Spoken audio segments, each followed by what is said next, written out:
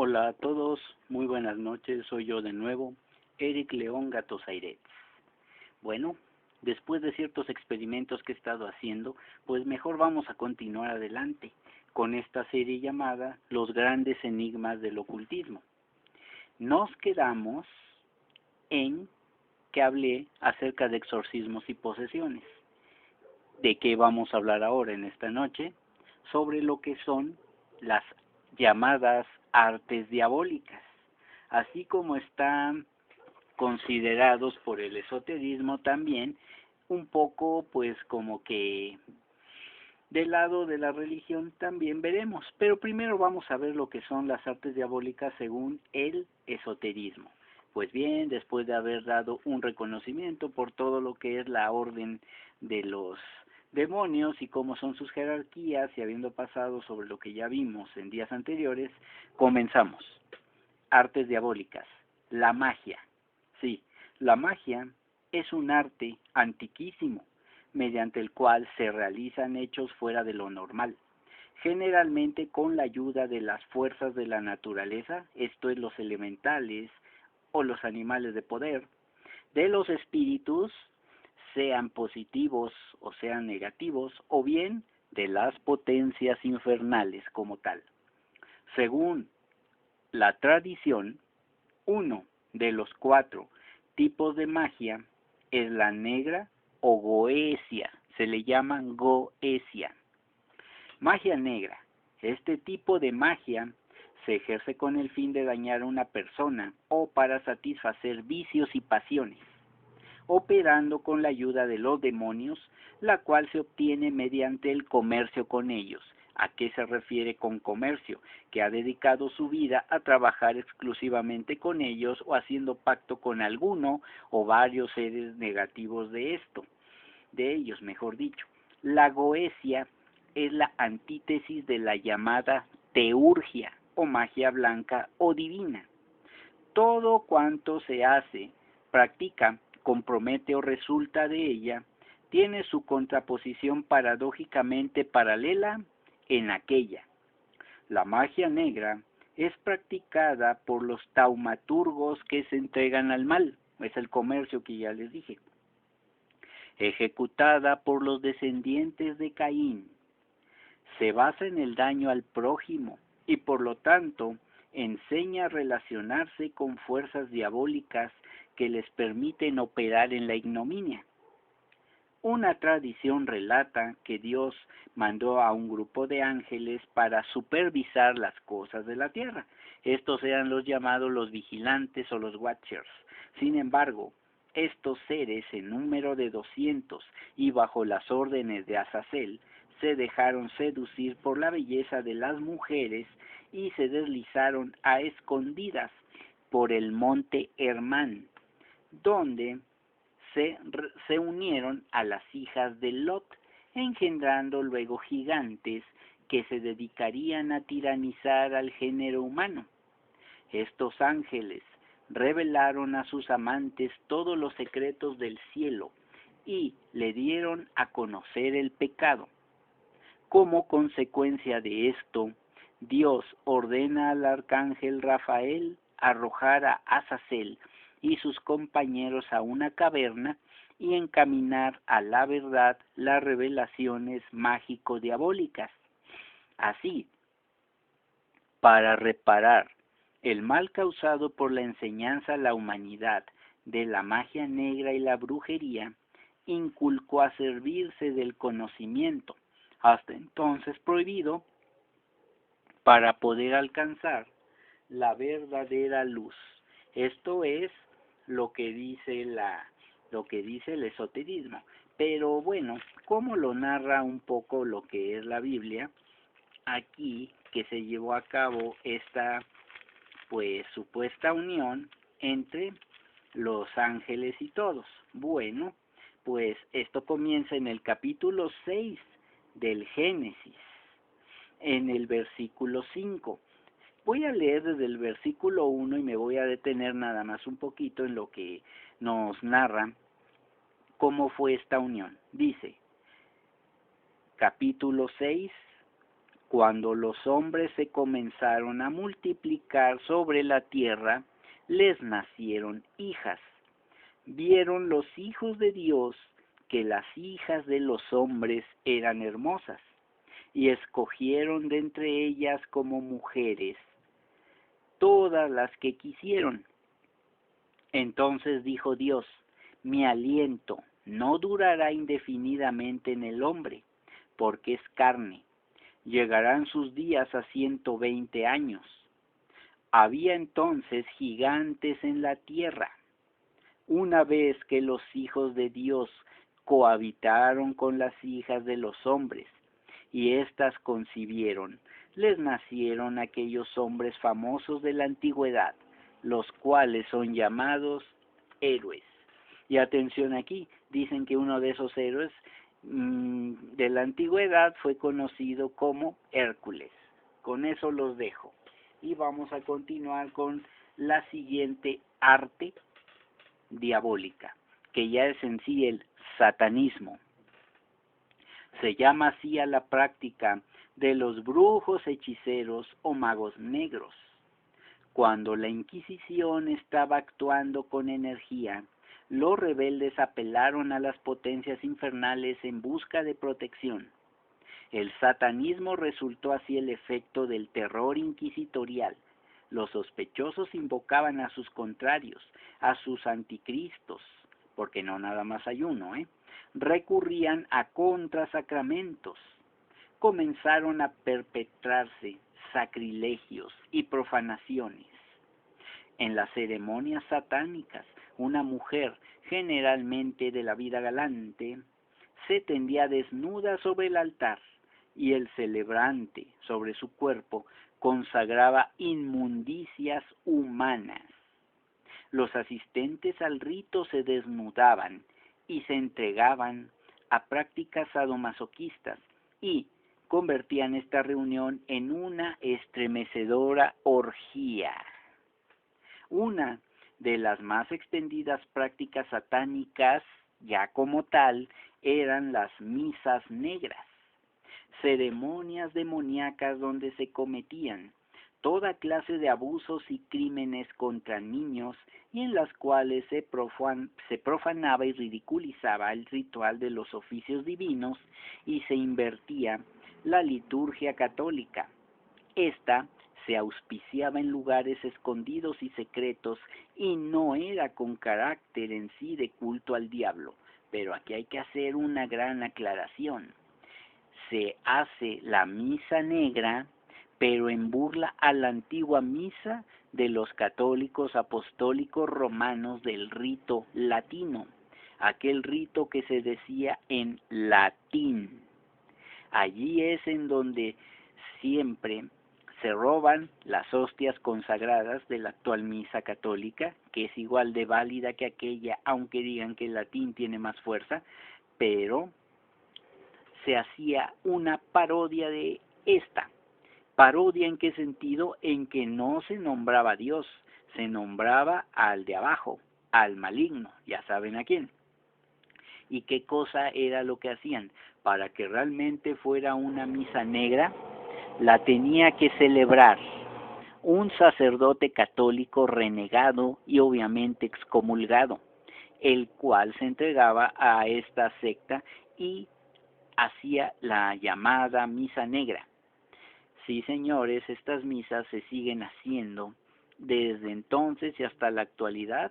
De vez en cuando salen a la luz noticias en periódicos, en revistas y obviamente aquí en internet sobre este tipo de prácticas. ¿Por qué creen que últimamente han estado profanando tantos sagrarios en las iglesias católicas de todo el mundo y no nada más en México? Porque saben que la fuerza de la Eucaristía católica, en la consagración que hace el sacerdote del pan y del vino, se muestra y se guarda un gran poder. Esa es la razón por la cual los satanistas se roban las hostias consagradas. Mucho cuidado con esto. Cada vez que oigamos una noticia de profanaciones en iglesias, tengan por seguro que cerca de ese lugar hay un grupo dedicado a hacer este tipo de misas negras. ¿Qué sucede con una misa? sea la tradicional católica o sea la de cualquiera de los 23 ritos católicos, porque la Iglesia Católica tiene 23 o 24 ritos, no lo recuerdo bien. El más extendido es el rito latino, que es al que la mayoría de los católicos asisten a la misa. Y en cada rito siempre la Eucaristía es el centro principal. Esto es lo que sucede. Siempre que hay una profanación en una iglesia donde se roban las hostias, bueno, por lo menos una parte, porque óiganlo bien, tienen la encomienda de robarse las más hostias que puedan, pero también allí mismo de profanar en el sagrario, en la misma iglesia, unas hostias, pisotearlas, destruirlas y hacer un gran sacrilegio para que sea más grande la ofensa a Dios y sea más grande también el gozo del maligno. Así es como se trata esto. Hay que tener en cuenta esto, porque los beneficios de las misas siempre es para pedirle a Dios. Y las misas negras son precisamente para invertir o tratar de invertir esa energía, lo cual no siempre sucede. ¿Por qué? Porque misas católicas hay por millones y por cientos. Sí, aunque ahorita por la pandemia han bajado el número en asistencia, pero se siguen realizando y no creo que sea el mismo número de misas negras que se celebren, ¿sí? Aunque sí han aumentado por la causa que les digo. En fin, vamos a seguir con la siguiente actividad, arte diabólica, que es el Sabbat. Este tiene sus orígenes en las llamadas fiestas sabáceas o misterios sabáticos, dedicados al dios frigio Sabacio, equivalente en Grecia y Roma a Dionisios y Baco respectivamente, y que consistían en degeneraciones y en orgías desenfrenadas. En la noche se desarrolla el Sabbat o Gran Sabbat, que solía llevarse a cabo cerca de lugares desiertos, en los bosques o junto a un lago, y en el que participaban los brujos de cada país. Cuando, por el contrario, se tenían citas de cada una de las congregaciones o de pequeñas aldeas, la reunión se llamaba Esbat o pequeño Sabbat y podía tener lugar en un edificio o al aire libre. Tanto en el Sabbat como en el Esbat, además de danzas, rituales y banquetes, se trataban cuestiones organizativas, relaciones de encantamientos y maleficios, intercambio de secretos y experiencias. El Sabbat se encuentra relacionado con el aquelarre en sus ritos y finalidades, pero el primero es de mayor importancia y en ocasión especial. Y aquí les voy a dar otro pequeño dato. Se le llama Sabbat, sí, pero como una especie de deformación del llamado Shabbat judío, el cual el día del descanso, según la Biblia en el Antiguo Testamento, era el Shabbat o sábado, el cual se celebra desde la caída del sol del viernes y termina en la caída del sol del día sábado propiamente dicho. Son 24 horas, claro está. Solamente variamos entre unas 5 o 6 horas la manera en cómo los judíos medían la manera de empezar sus días. ¿Por qué creen que se dice Cristo murió a la hora novena, las 3 de la tarde? Porque la primera hora era de las 6 a las 7 de la mañana, de 7 a 8 la segunda, y así sucesivamente. Hagan cuentas y en las 3 de la tarde la hora nona o la hora novena. En fin, esto viene a colación de que después de que llegó el cristianismo, el día de descanso ya no fue el sábado, sino el domingo, el día de la resurrección de Cristo, el primer día de la semana, no el último, El domingo es el primer día de nuestra semana, solamente que lo tomamos como descanso. En fin, este es nada más un pequeño dato que les quería yo dar. Sigamos con la siguiente arte diabólica, que es en sí el aquelarre. Ujú. Del vasco aquer, que significa cabrío, y larre, prado, o prado del macho cabrío. Son las reuniones de brujos y brujas con el fin de adorar a Satán, Dios lo reprima, comunicarse todas sus fechorías, recibir del diablo nuevas instrucciones y entregarse a excesos lujuriosos. Las más extensas descripciones de estas ceremonias corresponden a los siglos XVI y XVII. Los asistentes al aquelarre se trasladaban montados sobre una escoba o en animales de todo tipo. Llegada la hora del encuentro, reconocible por determinados signos que el demonio enviaba a sus fieles, se reunían en el lugar previamente elegido. Se decía que el diablo los estaba esperando sobre un altar negro, bajo la figura de un cabrío o de un hombre, con un par de cuernos divididos por un hachón encendido. Otras veces estaba transformado en un lebrel, en un toro de largos cuernos, un tronco, un hombre bello, negro o rojo, o en un carnero blanco que al término de la ceremonia se desvanecía entre llamas, dejando una ceniza preciosa de la que los brujos obtendrían filtros o polvos para sortilegios. Un sortilegio, más que otra cosa, es un hechizo encaminado a someter la voluntad de una persona por medio, digamos, de conjuros mágicos referentes al amor. Sí, más que nada un sortilegio sería el típico hechizo amoroso, más que otra cosa. Bueno, en sustitución de Satán, no siempre disponible, dirigía la fiesta el gran negro o maestro, también llamado Maese Leonardo. Acuérdense que lo mencionamos en la jerarquía satánica. A la derecha del diablo, en un trono de plata, se sentaba la reina del Sabbat, que era la bruja más bella. En fin, directora oculta de la ceremonia. Una vez realizado el examen de los signos distintivos de los concurrentes, se pasaba ya directamente al homenaje al diablo. Este era entonado el canto oficial entonces, en el que se renegaba de Dios, de los santos y de la Santísima Virgen. Los nuevos adeptos firmaban el libro negro de la muerte y recibían los estigmas diabólicos. Después se celebraba la misa negra, de la cual vamos a hablar un poco más ahorita.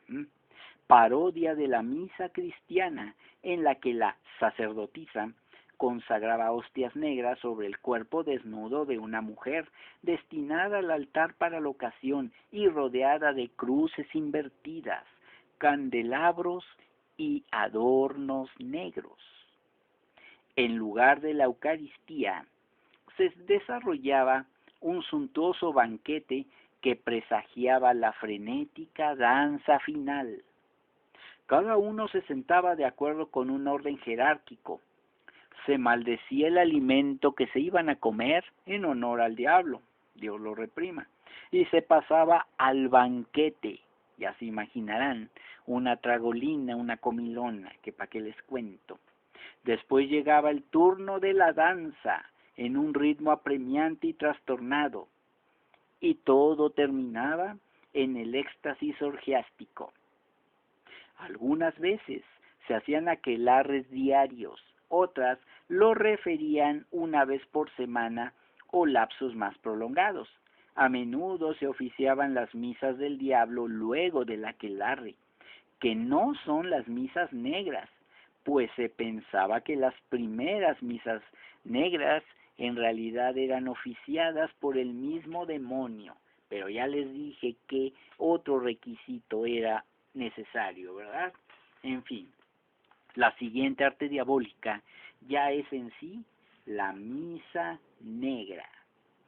Esta misa se desarrolló casi simultáneamente al Sabbat.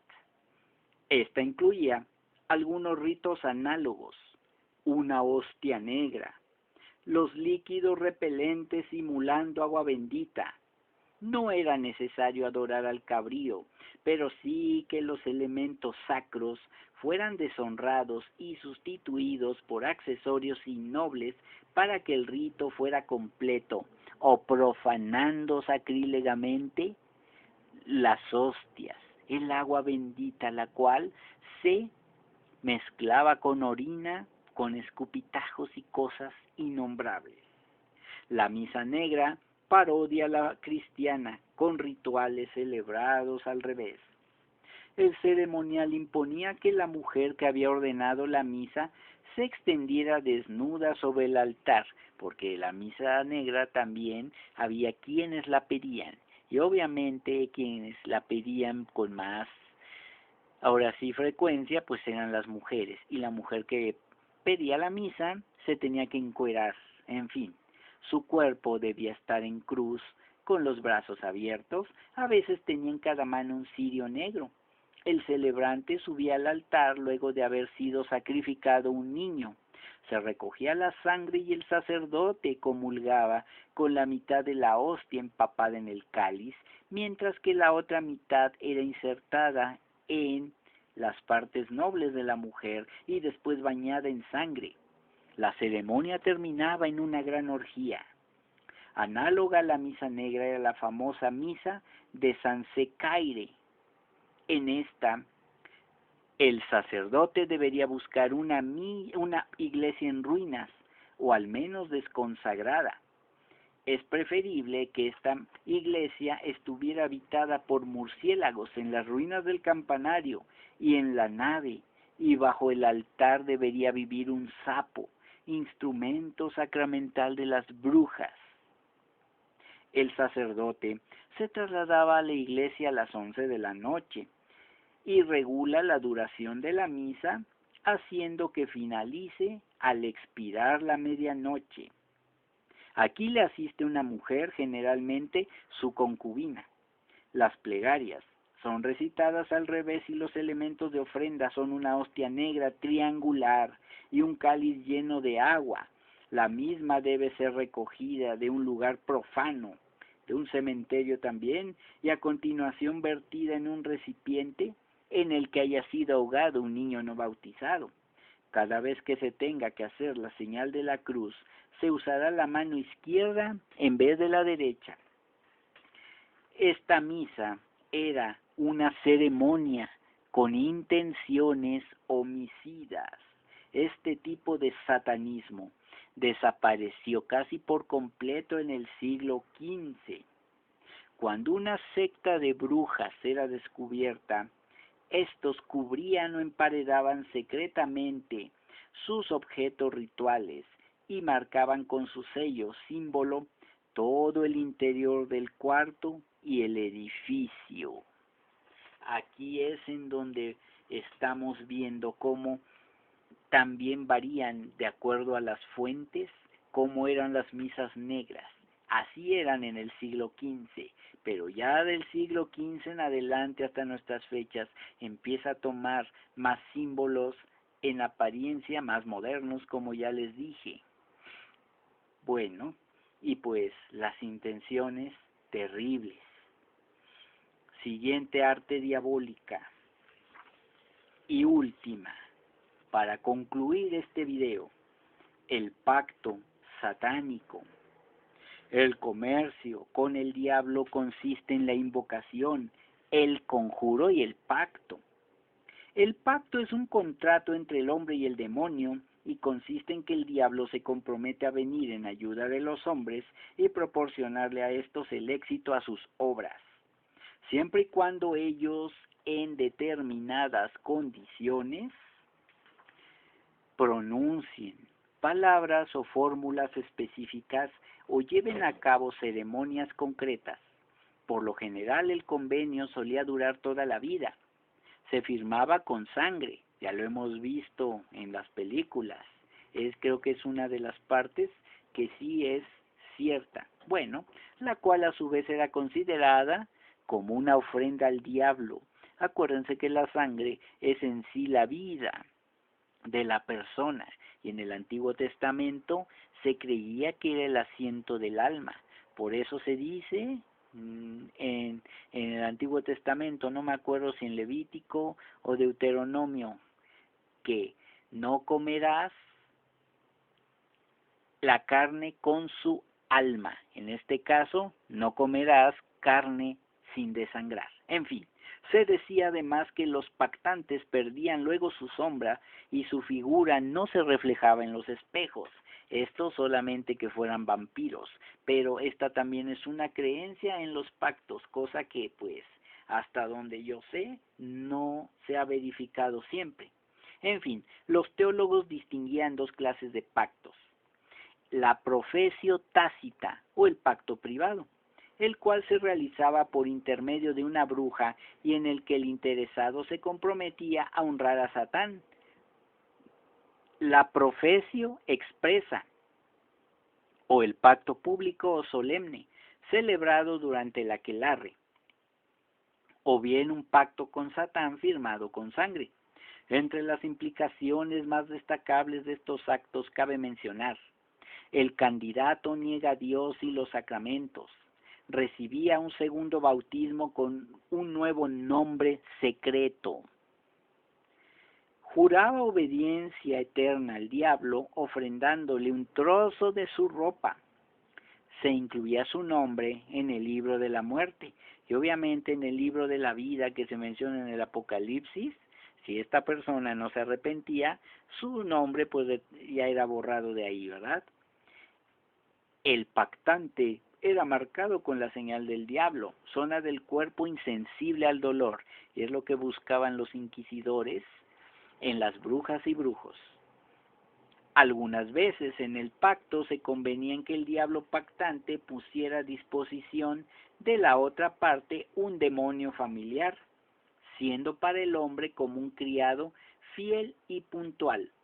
Estos demonios recibían diversos nombres y solían ser muy pequeños y podían asegurar a quienes los poseían la felicidad, el poder y la riqueza. Pues bien, este tipo de seres que se les daba, el más conocido, es el famoso familiar de las brujas, el cual podía ser un gato, un sapo o una culebra o ciertos animalitos, pero de preferencia negros. Así están hechas estas artes diabólicas, los pactos como se les llaman. Y les recuerdo que aquí en México el pacto más sonado ha sido para obtener riqueza. Yo les digo que allá en el estado de Puebla existe el cerro llamado el Tenso. Este cerro, pues, es a donde dicen que la gente va a pedirle al diablo en determinados días, pues poder, bueno, más que nada, dinero, el cual yo sé que se los entrega en forma de ganado, mucho ganado, ya sean puercos, chivos, borregos o incluso toros. No sé si les entregue pollos o algo por el estilo. El chiste es que sea ganado, ¿verdad? Bueno, ¿qué sucede con esto? Bien, pues una de las condiciones del pacto, hasta donde yo sé y debo averiguar más, es que la familia del pactante no debe comer nada que provenga de ese ganado. Todo lo deben vender y entonces ya comprar su comida por otro lado. Porque de lo contrario, una vez que coman, pues obviamente se van a empezar a enfermar y pueden llegar a morir. El diablo viene y los reclama y pues también se los va llevando. Así que mucho cuidado con hacer este pacto, este tipo de pactos. ¿Sí? También se menciona que no nada más en el Cerro del Tenso, sino que en cualquier otra parte, por ejemplo, un camino que forme una especie de pata de gallina o de gallo, o sea, un camino principal y que a la vez salgan dos caminos en diagonal, allí también se puede hacer un pacto, o como lo que se nos narra de el guitarrista negro que hizo un pacto con el diablo, lo hizo en un camino en cruz, o sea, donde se juntaban cuatro caminos. También allí es donde se dice, en fin, esto pues ya es otra cosa y estas en sí son las artes diabólicas. Pues mis queridos suscriptores, yo sé que los he dejado mucho tiempo sin video, pero pues aquí estamos. Si les gustó el video, pues denle like, activen la campanita de notificaciones. Cuando la activen, pónganle en recibir todas las notificaciones para que cada vez que yo suba un video, pues lo reciban y compartan este video en sus redes sociales, comenten abajo en la caja de comentarios qué más temas quieren que se les narre y pues sigamos adelante. Sin más por el momento, yo Eric León Gatosa Irets me despido de ustedes y pues vamos a ver. Volvemos al modo normal. Ahí está. Pues bien, ya el próximo voy a hablar un poco sobre lo que es el anticristo desde el punto de vista del esoterismo y a ver si puedo hablar un poco de él sobre el punto de vista cristiano. ¿Sí? Pues bien, me despido. Hasta la vista, mis felinos nocturnos.